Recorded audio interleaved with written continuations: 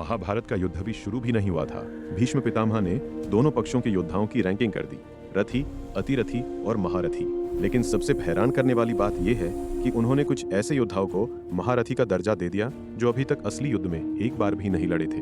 अभिमन्यु को उन्होंने 2 महारथी के बराबर बताया, द्रौपदी के 5 बेटे उप पांडव को महारथी कहा, कर्ण के बेटे वृषसेन को भी महारथी, और सबसे चौंकाने वाली बात, ये सब अभी 16-18 साल के थे। तो सवाल ये है, भीष्म पितामह ने इन्हें इतना ऊंचा रैंक कैसे दिया? क्या उन्होंने भविष्य देख लिया था या कोई और राज था?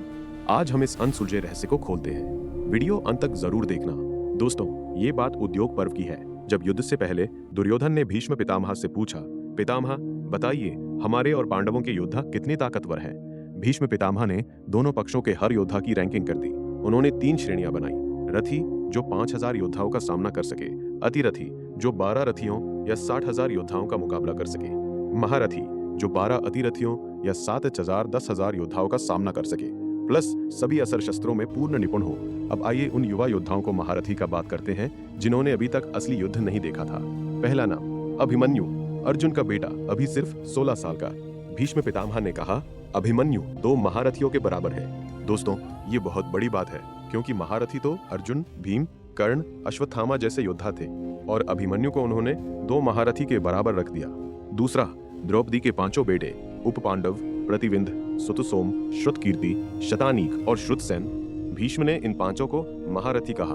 तीसरा, वृषसेन, कर्ण का सबसे बड़ा बेटा, उसे भी महारथी का दर्जा दिया गया।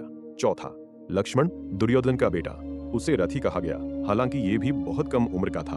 अब सवाल ये उठता है, ये लड़के अभी तक युद्ध में नहीं लड़े थे, ट्रेनिंग ग्राउंड पर तीरंदाजी, मल्लयुद्ध, घुड़सवारी, ये सब तो सब करते थे, लेकिन असली युद्ध का अनुभव शून्य। तो भीष्म ने ये रैंकिंग किस आधार पर की? दोस्तों, भीष्म पितामह महज कोई साधारण योद्धा नहीं थे, वे सैकड़ों युद्धों के अनुभवी थे। उनकी आंखें सिर्फ ताकत नहीं देखती थी, वे संभावना देखती थे। पहला कारण, लंबे समय का अवलोकन। भीष्म बचपन से ही इन बच्चों को देख रहे थे। हर रोज की ट्रेनिंग, हर छोटी बड़ी प्रतियोगिता, हर बार जब कोई नया अस्त्र सीखते थे, सब कुछ उनकी नजर में था। दूसरा कारण, क्षमता और संभावना। भीष्म जानते थे कि अभिमन्यु में वो जुनून है जो बहुत कम लोगों में होता है। वो चक्रव्यूह भेदने की कला बचपन में ही सीख चुका था। उनका मानना था, ये लड़का अगर जिंदा रहा तो पूरे कौरव सेना को अकेला हिला सकता है। इसी तरह उपपांडव, द्रौपदी के बेटे, पांडवों के खून और द्रौपदी के तेज से बने थे। भीष्म को यकीन था कि ये 5 मिलकर एक महारथी से भी ज्यादा ताकतवर साबित होंगे।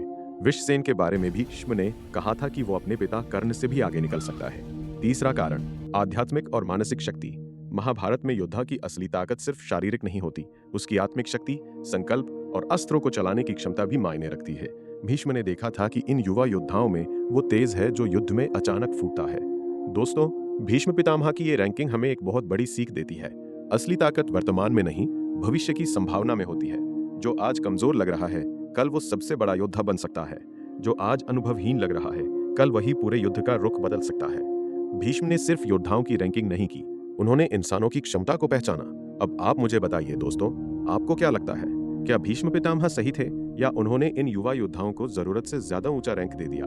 कमेंट में जरूर लिखना, अभिमन्यु महारथी था या नहीं, और अपना पसंदीदा युवा योद्धा कौन सा है।